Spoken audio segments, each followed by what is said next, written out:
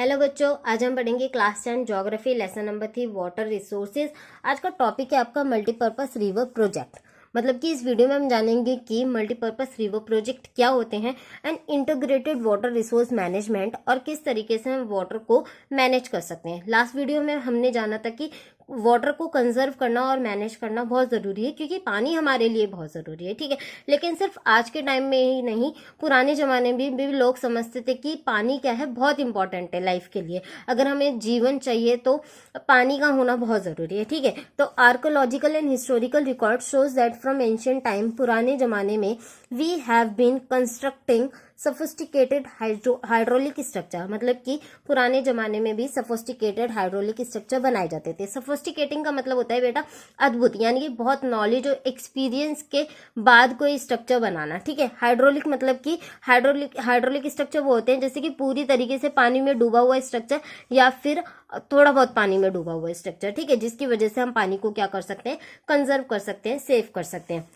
Example के तौर पे आप देखेंगे dam built of stone roubles. पुराने जमाने में क्या करते थे, स्टोन रूबल यानी कि जो चट्टाने होती हैं, एक प्रॉपर ईंट ना होके चट्टानों वगैरह से, शिलाएं जो होती हैं उनसे डैम बना दिए जाते थे। रिजर्वायर यानी कि पानी को पीछे रिवर की तरफ से, एक तरफ से क्या कर दिया जाता था, रिजर्व या फिर लेक।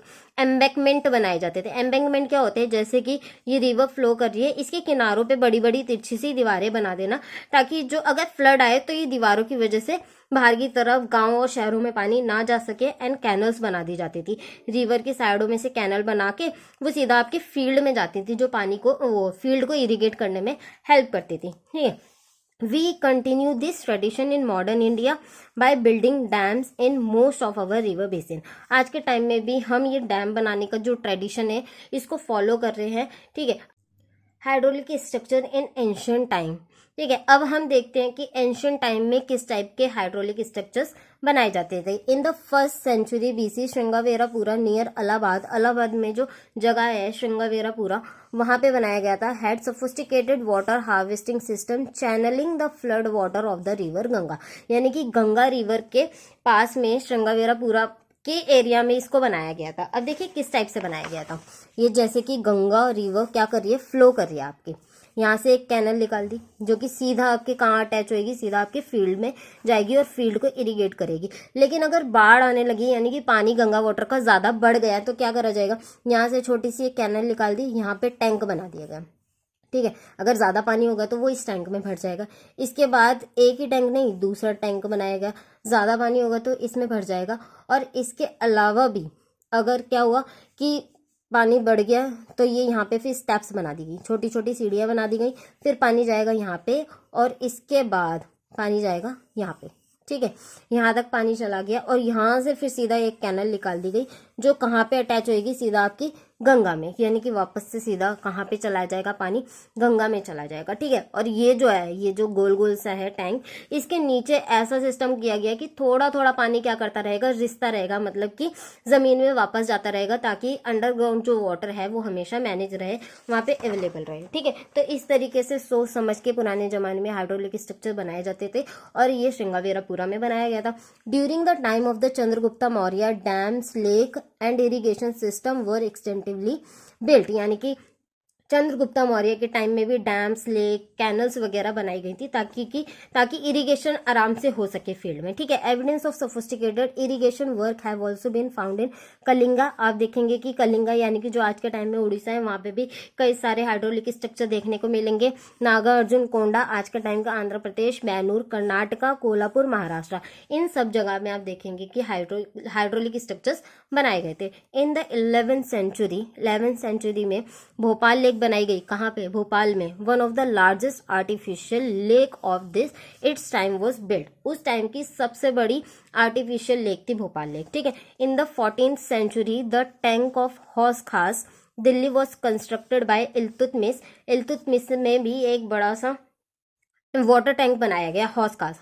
हौस का मतलब होता है वाटर टैंक, और खास का मतलब होता है रॉयल्टी, यानी कि अपनी रॉयल्टी को दिखाते हुए एक अच्छा सा बड़ा सा टैंक, वाटर टैंक बनाया गया, जो कि सप्लाई करता था पानी को, कहाँ पे, श्री फोर्ट के एरिया में, ठीक है। आपने समझा कि वहाँ पहले के जमाने में डैम्स और सोफिस्टिकेटेड हाइड्रोलिक स्ट्रक्चर्स बनाए जाते थे। आज भी हम उस ट्रेडिशन को फॉलो कर रहे हैं डैम के थ्रू।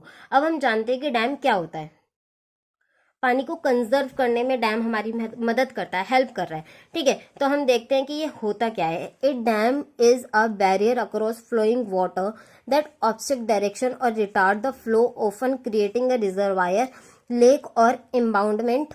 ठीक है, हम देखते हैं कि पानी जैसे कि ये रिवर वाटर है, क्या है, बहता हुआ आ रहा है। ठीक है, इसके आगे एक बैरियर लगा देते हैं, बड़ी सी क्या कर देते हैं, दीवार बना देते हैं, जिससे कि ये जो पानी है रुक जाता है या फिर क्या हो जाता है, डायरेक्ट या फिर रिटार्ड, यानी कि अब या तो ये पूरी तरीके से रुक गया या फिर इसका जो फ्लो है वो क्या कर देगा, अपने डायरेक्शन को चेंज कर देगा।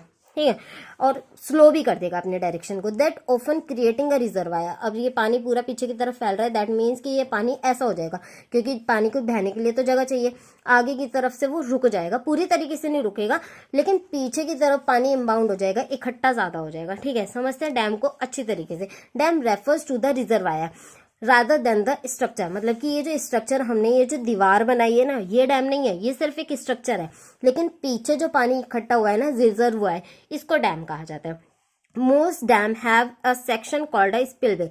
अब ये जो आपने गेट लगाया है, आगे की तरफ भी तो पानी चाहिए, तो इसमें हम क्या बना देते हैं, स्पिलवे, ऐसे गेट्स बना देते हैं। ठीक है, यानी कि हम इसको अपने हिसाब से चलाएंगे, हमारा मन करेगा तो इसमें से पानी धीरे धीरे क्या करवाएंगे, फ्लो करवाएंगे, अदरवाइज एक साथ भी कभी कभी जब पीछे पानी ज्यादा हो जाता है तो इसको पूरे चैनल्स को अच्छी तरीके, मतलब ये जो गेट्स होते हैं उनको खोल दिया जाता है, तो पानी रफ्तार से आगे की तरफ जाता है। ठीक है, over section called a spillway और wear over which or through which it is intended that water will flow either intermittently or continuously, मतलब कि ये जो बनाए हैं स्पिलवे बोलते हैं इन्हें, इसमें से पानी क्या करेंगे, धीरे धीरे या फिर एक साथ से बहा देंगे। Dams are classified according to structure, intended purpose और हाइट। अब डैम्स को कुछ पार्ट्स में डिवाइड किया गया है, कैटेगराइज किया गया है अकॉर्डिंग टू इसका स्ट्रक्चर कैसा है, उसका पर्पस कैसा है और उसकी हाइट कैसे है। On the based on structure and material use, यानी कि किस तरीके का मटेरियल डैम को बनाने के लिए यूज किया है, इसके लिए क्लासिफाइड है। मतलब अगर लकड़ी का बनाया गया तो उसको क्या बोल देते हैं, टिम्बर डैम, लकड़ी से बनाए जाने वाले डैम को बोला जाता है टिम्बर डैम। एम्बैंकमेंट डैम क्या होते हैं, जैसे रिवर फ्लो कर रही है उसके साइड में बड़ी बड़ी दीवारें बना देना। ठीक है, वैसे तो बीच में से बनाते हैं, साइड में से बनाने वाले को हम एम्बैंकमेंट डैम कह देते हैं। और मैसनरी डैम्स क्या होते हैं, जैसे कि बड़ी बड़ी दीवारें बना रहे हैं, किसकी, कॉन्क्रीट, मतलब कि आप सीमेंट का इस्तेमाल कर रहे हैं, पक्की ईंटों का इस्तेमाल कर रहे हैं, तो ऐसे डैम को हम क्या बोल देते हैं, मैसनरी डैम, जिसमें लेबर लगती है। विथ सेवरल सब टाइप, और भी इसके कई ज्यादा टाइप है, आप इतने ही पढ़ेंगे। अकॉर्डिंग टू द हाइट के अकॉर्डिंग भी डैम को क्लासिफाइड किया जाता है कि डैम आपके कैसे हो सकते हैं, लो डैम यानी कि छोटे छोटे डैम हो सकते हैं, मीडियम हाइट के डैम हो सकते हैं, या फिर हाई हाइट के डैम हो सकते हैं। ठीक है, अब इसके आगे बढ़ते हैं कि डैम हमारी वाटर को कंजर्व करने में और मैनेज करने में कैसे हेल्प करते हैं। How do dam help in conserving, managing water, कि किस तरीके से हेल्प करते हैं। Dams were traditionally built to impound river and rain water that could be used later to irrigated agriculture purposes, मतलब कि पहले के जमाने में पानी को इकट्ठा कर लिया जाता था, रिवर वाटर को इम्पाउंड कर लिया जाता था और रेन वाटर को इकट्ठा कर लिया जाता था और बाद में उसको फिर इरिगेशन के लिए इस्तेमाल किया जाता था। ठीक है, सिर्फ इतना ही काम था, एक तो फ्लड बचाना और दूसरा पानी को इकट्ठा करके इरिगेशन के लिए यूज करना। Today dams are built not just for irrigation but for, लेकिन आज सिर्फ इतना ही काम नहीं रह गया, सिर्फ इरिगेशन के लिए इस्तेमाल नहीं करते बल्कि और भी कामों में यूज करते हैं, जैसे कि इलेक्ट्रिसिटी जनरेट करने, इलेक्ट्रिसिटी बनाने के लिए काम करते हैं। Water supply for domestic and industrial uses, मतलब घर घर में डैम के थ्रू क्या किया जाता है, पानी पहुंचाया जाता है पाइपलाइन से। और इंडस्ट्रियल यानी कि इंडस्ट्रीज में भी पानी की जो पूर्ति है वो किसकी वजह से, डैम की वजह से पूरी हो रही है। फ्लड को कंट्रोल करने में भी डैम हेल्प कर रहे हैं। और रिक्रिएशन मतलब कि मनोरंजन, घूमने फिरने के लिए डैम के आसपास घूमने जैसा एरिया बना देते हैं। ठीक है, inland navigation and fish breeding, यानी कि नेविगेशन यानी कि नाव वगैरह चलाते हैं लोग, एंजॉय करने के लिए जाते हैं डैम के पास, और साथ में फिश ब्रीडिंग भी की जाती है, मछलियों को पाला जाता है ताकि लोगों को रोजगार भी मिले जो उसको बेच के, है ना, और लोगों को फूड भी मिल जाए। तो इस तरीके से डैम सिर्फ एक काम के लिए नहीं बल्कि कई सारे कामों के लिए इस्तेमाल किए जाते हैं। Hence dam are now refers to as multipurpose project, इसलिए इसको क्या कहा जाता है, मल्टीपर्पस रिवर प्रोजेक्ट। यानी कि डैम है जो पहले एक दो काम के लिए इस्तेमाल होते थे, अब कई सारे कामों के लिए इस्तेमाल करते हैं, इसलिए इसको बोला जाता है multipurpose project. Where the many uses of the impounded water, यानी कि जो हमने रिजर्वायर बनाया, पीछे की तरफ पानी इकट्ठा किया है, उससे हम कई सारे अपने काम को फुलफिल कर सकते हैं। फॉर एग्जाम्पल के तौर पे आप देखिए, in the Sutlej Beas river basin, Sutlej Beas जो रिवर है उस पे बनाया गया है भाखड़ा नांगल प्रोजेक्ट, डैम बनाया गया है, जो किस काम में आता है, हाइड्रल पावर, इलेक्ट्रिसिटी जनरेट करने के काम में आता है, और प्रोडक्शन एंड इरिगेशन, और साथ में फील्ड को इरिगेट करने के लिए भी हेल्प करता है। हीराकुंड डैम जो है आपका किस पे बनाया गया है, महानदी बेसिन पे बनाया गया है, और ये फ्लड को कंट्रोल करने में भी हेल्प करता है। ठीक है, अब हम देखते हैं जवाहरलाल नेहरू जी ने डैम्स के बारे में क्या कहा था। Jawaharlal Nehru proudly proclaim the dam as the temple of the modern India. उनका मानना था, जवाहरलाल नेहरू जी का मानना था कि जो डैम्स हैं वो मॉडर्न इंडिया के लिए टेम्पल की तरह हैं। ऐसा उन्होंने क्यों कहा था? The reason being that it would integrated development of agriculture and the village economy, कि इससे डैम से क्या होगा कि इरिगेशन प्रोसेस अच्छा हो जाएगा, जिसकी वजह से जो एग्रीकल्चर है, क्रॉप्स प्रोडक्शन बढ़ जाएगी, जिसकी वजह से विलेज की जो इकोनॉमी है, गांव की जो इकोनॉमी है, वो क्या हो जाएगी, अच्छी हो जाएगी, उसमें ग्रोथ हो जाएगी। With rapid industrialisation and growth of the urban country, अब इंडस्ट्रियलाइजेशन भी बढ़ जाएगी। कैसे? यानी कि एग्रीकल्चर बढ़ेगा तो रॉ मटेरियल मिल जाएगा इंडस्ट्रीज को, ठीक है, और रॉ मटेरियल सीधा डैम से पानी भी मिलेगा, जिसकी वजह से इंडस्ट्रीज में ग्रोथ होगी, और अर्बन यानी कि शहरों की इकोनॉमी भी बढ़ जाएगी। यानी कि डैम की वजह से विलेज की इकोनॉमी में भी बढ़ रही है, और जो शहर हैं, अर्बन एरियाज हैं, उनकी इकोनॉमी भी बढ़ रही है। इसलिए उन्होंने इसको क्या कहा था, टेम्पल कहा था। लेकिन क्योंकि डैम के इतने फायदे हैं, फिर भी लोग इसको अपोज करते हैं कि डैम नहीं बनने चाहिए। क्यों? इसके कारण क्या है? इसके कुछ डिसएडवांटेजेस है। इसके क्या डिसएडवांटेजेस है, पढ़ते हैं, चलिए। डिसएडवांटेजेस ऑफ डैम, तो नंबर 1 इसका क्या है, regulating and damming of river affect there natural flow, causing poor sedimentation flow and excessive sedimentation at the bottom of the reservoir। मतलब कि एक नदी है जो बहती हुई आ रही है पीछे से, ठीक है, आपने क्या किया, एक बैरियर लगा दिया उसमें। अब ये जो बैरियर आपने लगाया है, ये नदी पहाड़ों से बहती हुई आती है, ठीक है, पहाड़ों से बहती हुई आ रही है, और अपने साथ क्या लेके आती है, बालू पत्थर सेडिमेंट्स लेके आती है, वो सीधा लेके जाती है और आगे तक फ्लो करती हुई ले जाती है। लेकिन क्या हुआ कि आपने एक बैरियर लगा दिया, तो इसकी वजह से क्या हो गया, पानी रुक गया, तो जो सेडिमेंट, मिट्टी, रेत आ रहा था साथ में, वो भी नीचे की तरफ क्या हो जाएगा, जमा हो जाएगा, क्योंकि आगे तो जा नहीं पा रहा, और जब आगे पानी जाता है तो वो हमारे अकॉर्डिंग जाता है, हम उसको धीरे धीरे रिसवाते हैं, धीरे धीरे आगे बढ़वाते हैं, तो उसकी वजह से सेडिमेंटेशन आगे, मतलब सेडिमेंट्स जो हैं वो आगे की तरफ नहीं जा पाते, तो वो नीचे जमा हो जाते हैं। ठीक है, नीचे जमा हो गए तो जो नीचे का रॉक की, मतलब जो बेड है, ये जो रिवर है उसका जो बेड है वो कैसा हो जाएगा, रॉकियर हो जाएगा, पथरीला हो जाएगा। मिट्टी नीचे जमा होती रहेगी तो जो नीचे का एरिया है वो कैसा हो जाएगा, वो पथरीला हो जाएगा, समझ रहे? तो इसमें जो रहने वाली मछलियां हैं, जो एक्वेटिक एनिमल्स हैं, उनका जो हैबिटेट है वो खराब हो जाएगा। खराब क्यों हो जाएगा, देखिए यहाँ पे जो छोटे छोटे प्लांट वगैरह थे वो इस मिट्टी में दब गए, यानी कि खाने की कमी हो गई। खाने की वजह से जो उनका हैबिटेट है वो कैसा हो रहा है, पुअर, खराब होता जा रहा है। यानी कि हमने एक तरीके से डैम बना के क्या करा है, जो एक्वेटिक लाइफ है उसको खराब कर दिया। Dam also fragment river, making it difficult for aquatic fauna to migrate, especially for the spawning. अब एक और समझिए कि जैसे कि स्पाउनिंग के टाइम पे, स्पाउनिंग यानी कि जब मछलियों को अंडे देने होते हैं तो वो एक जगह से दूसरी जगह माइग्रेट करती हैं। माइग्रेट करने का कारण क्या है? कारण ये होता है कि वो ऐसी जगह जाती हैं जहाँ पे उन्हें एक प्रॉपर टेम्परेचर मिले, प्रॉपर खाना मिले, जिससे कि उनके जो अंडे हैं, जो उनकी मछलियां हैं, वो क्या कर सके, सर्वाइव कर सके। अब हमने क्या कर दिया, बैरियर लगा दिया, तो मछली इस तरफ जा ही नहीं सकती। अगर उन्हें इस तरफ जाना है तो वो नहीं जा सकती।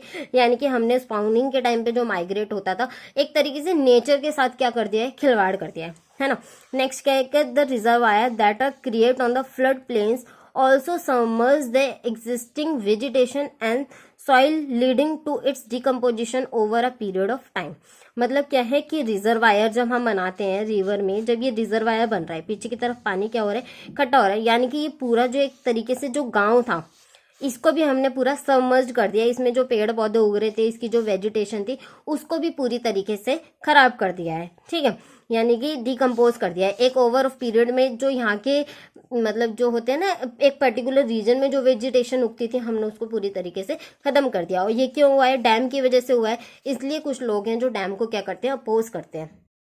इसका फोर्थ पॉइंट क्या है, irrigation has also change the cropping pattern of many region, यानी कि इरिगेशन की फैसिलिटी बहुत अच्छी हो गई है, जिसकी वजह से जो क्रॉपिंग का पैटर्न चल रहा था, क्रॉपिंग पैटर्न क्या होता था कि गर्मियों में ऐसी क्रॉप्स को उगाएंगे जो कि क्या करता है, पानी कम लेता है, और सर्दियों मतलब और बरसात में ऐसी क्रॉप्स को उगाएंगे जो पानी ज़्यादा लेता है।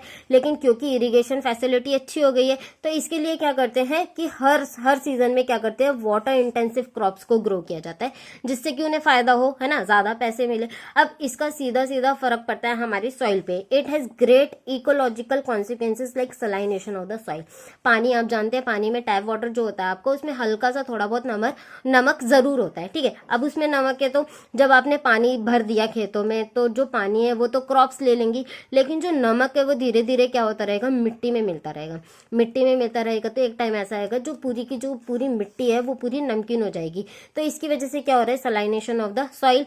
जब सॉइल में नमक की मात्रा बढ़ जाती है तो सॉइल की फर्टिलिटी क्या हो जाती है, कम हो जाती है। तो इसकी वजह से हम क्या कर रहे हैं, सॉइल को भी खराब कर रहे हैं। Then dam that were constructed to control flood have trigger flood due to sedimentation in the reservoir. अब डैम बनाया किस लिए गया था, डैम बनाया गया था कि हमें फ्लड को कंट्रोल करना है, लेकिन ये फ्लड को ट्रिगर कर रही है। ट्रिगर कैसे कर रही है, ये रिवर है आपकी, ठीक है, यहाँ पे सेडिमेंट्स जमा हो गए हैं, पानी तो पूरा ही बहता हुआ आएगा ना, लेकिन जब यहाँ पे जमीन बन गई है एक तरीके से, तो ये जो पानी की जगह थी ये ऊपर की तरफ बढ़ेगी। अब ये पानी ऊंचा उठा तो नहीं रहेगा, तो ये फैलेगा, यानी कि क्या हो रहा है, फ्लड आ रही है इसकी वजह से, ठीक है। Big dam have mostly been unsuccessful in controlling floods at the time of excessive rainfall. और जब पानी ज्यादा हो जाता है, जब रेनफॉल ज्यादा हो जाती है, तो उस टाइम पे तो फ्लड आनी ही आनी होती है, ठीक है। Sedimentation also meant that the floodplain were deprived of silt, natural fertilizer, further adding on to problem of land degradation.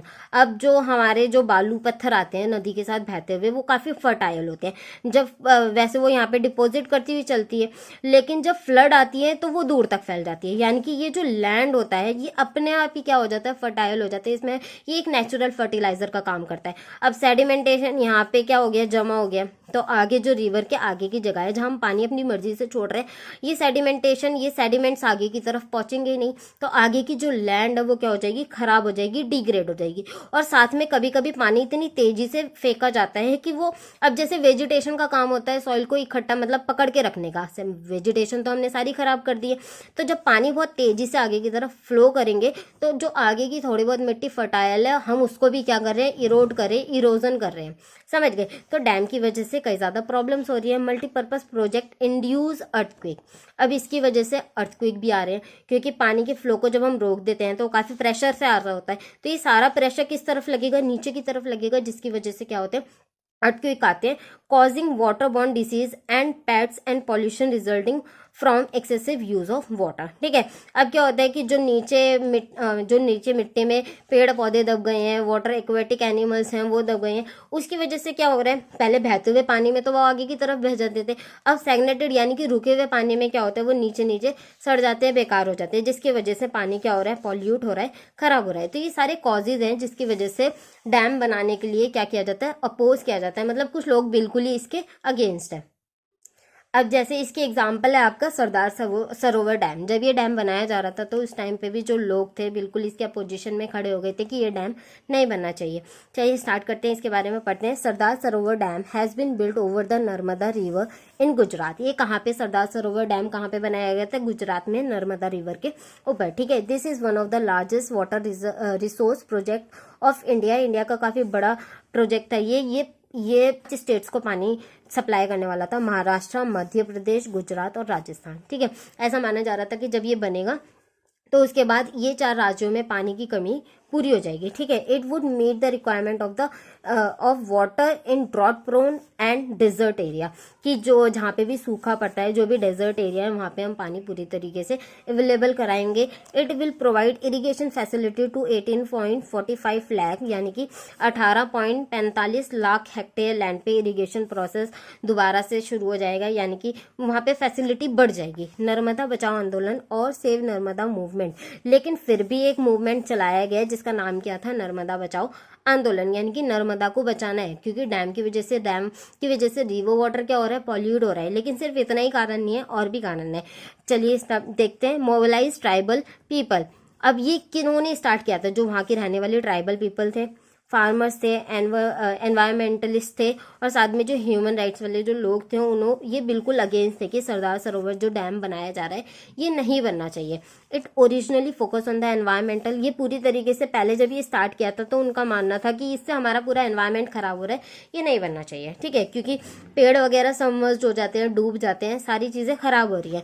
It has refocus, लेकिन इसका जो बाद में इसमें विचार किया गया that aim to enable poor citizen, ये जो यहाँ से जो लोग छोड़ के जाते हैं, अब यहाँ पे से डिस्प्लेस हो गए, दूसरी जगह चले गए, उनका घर यहाँ था, उनका काम धंधा यहाँ था, लेकिन सीधा उनको क्या कर दिया गया, दूसरी जगह जाने के लिए दिया गया, कह दिया गया, स्पेशली दैट आउटीज का मतलब होता है displace people to get full. अब बोला कि अगर ये बनाना है तो फिर जहाँ के जो पुअर सिटीजन है उनको पूरी तरीके से रिहेबिलिटेशन देना चाहिए, मतलब कि उनको रहने की जगह दो और ऐसी उनको काम दो, नहीं तो उनको ऐसी ज़मीन दो जहाँ पे वो क्रॉप्स उगा सकें, ठीक है, उनको पूरी फैसिलिटी प्रोवाइड करो, तब ये डैम बन सकता है, अदरवाइज ये नहीं बनना चाहिए, क्योंकि इसके फ़ायदे हो सकते हैं लेकिन इसके नुकसान बहुत ज़्यादा हैं। और फ़ायदे तो उन्हें जो बड़े अमीर लोग हैं, छोटे जो फार्मर हैं उनको इसका कोई फ़ायदा ज़्यादा हुआ नहीं। इसके बाद सेकेंड एग्जाम्पल पढ़ते, कृष्णा गोदावरी डिस्ट्रीब्यूट, मतलब कृष्णा नदी और गोदावरी नदी को लेके भी जो विवाद रहता है उसके बारे में देखते हैं। Krishna Godavari distribute is due to the